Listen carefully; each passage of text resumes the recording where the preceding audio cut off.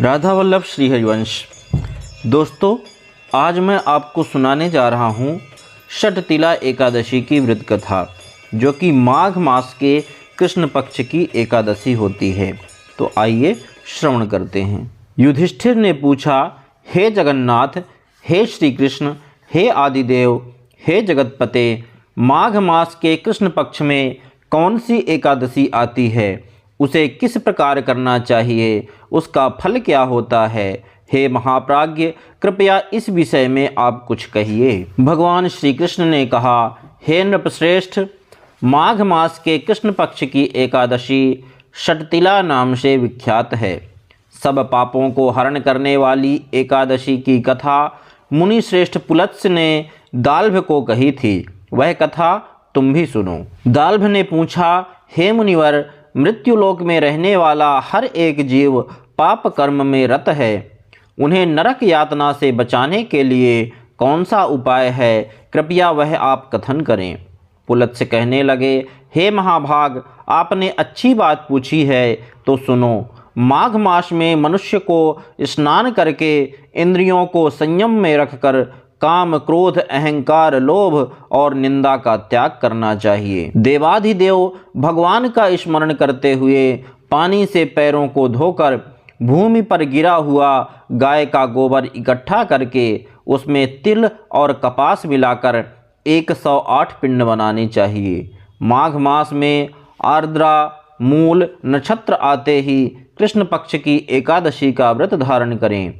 स्नान से पवित्र शुद्ध भाव से श्री विष्णु की पूजा करें। अपराध क्षमा के लिए श्री कृष्ण नाम का उच्चारण करें। रात में होम और जागरण करें। चंदन, कर्पूर, अर्भजा और भोग दिखाकर शंख, चक्र, पद्म और गदा धारण करने वाले श्री हरि की पूजा करें। बारंबार श्री कृष्ण के नाम के साथ कुम्भड़, नारियल और बिजौरे के फल अर्पण करके विधि पूर्वक अर्घ्य दें। दूसरी सामग्री का अभाव हो तो 100 सुपारियों का उपयोग करके भी पूजन किया जा सकता है। अर्घ्य मंत्र इस प्रकार है। कृष्ण कृष्ण कृपालुष्वम गतीनाम गतिर्भव संसारार्णव मग्नानाम प्रसीद पुरुषोत्तम।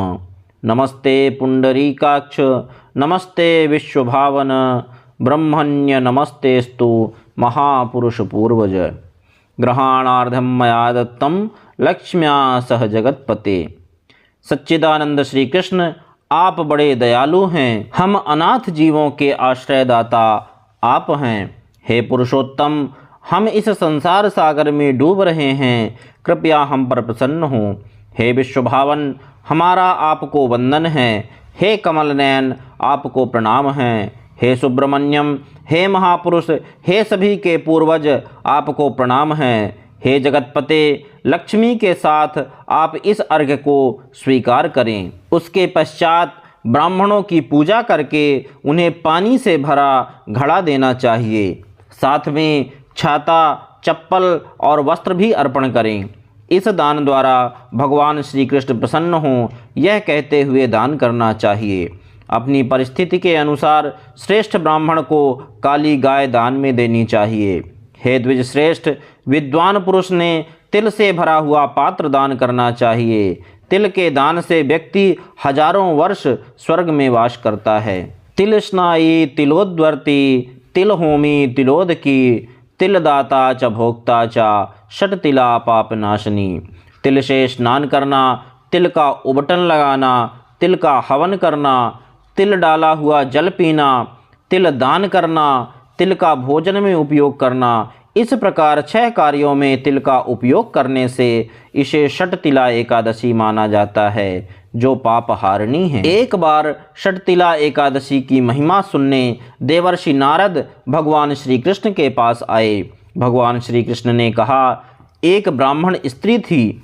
ब्रह्मचर्य का पालन करते हुए वह भगवान की आराधना करती थी। अनेक प्रकार की तपस्याओं के कारण वह बहुत दुर्बल हो गई थी। उसने बहुत दान किए, परंतु उसने ब्राह्मण और देवताओं को अन्नदान नहीं किया था। अनेक प्रकार के व्रत और तपस्या करने से वह शुद्ध हो गई थी, परंतु भूखे लोगों को कभी अन्नदान नहीं किया था। हे ब्राह्मण, उसकी परीक्षा लेने मैं ब्राह्मण के रूप में उस साध्वी के घर जाकर भिक्षा मांगा। तभी उस ब्राह्मणी ने पूछा, हे ब्राह्मण, सत्य कहें कि आप कहाँ से आए हैं? मैंने सुनकर अनजान बनते हुए उसे उत्तर नहीं दिया। उसने क्रोध में भिक्षा पात्र में मिट्टी डाली। उसके बाद मैं अपने धाम लौट आया। अपनी तपस्या के प्रभाव से ब्राह्मणी मेरे धाम वापस आई। उसे संपत्तिहीन, स्वर्णहीन, धान्यहीन सिर्फ एक सुंदर महल मिला।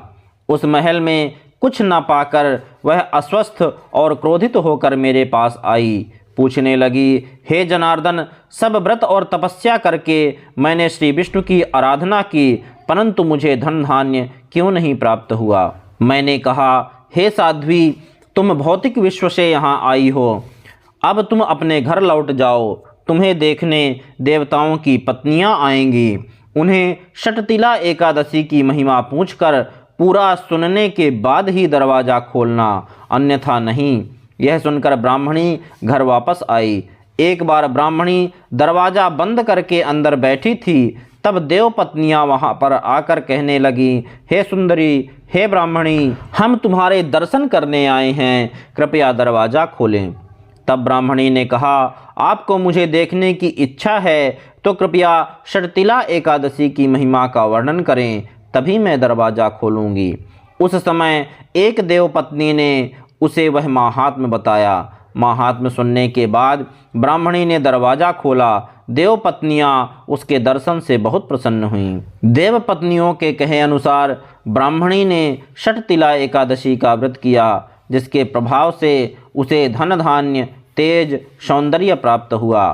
धन धान्य संपादन करने के लोभ दृष्टि से यह व्रत नहीं करना चाहिए। इस व्रत के पालन से अपने आप गरीबी और दुर्भाग्य नष्ट हो जाता है। जो कोई भी इस तिथि को तिल दान करेगा वह सब पापों से मुक्त हो जाएगा। बोलिए सच्चिदानंद भगवान श्री कृष्ण की जय।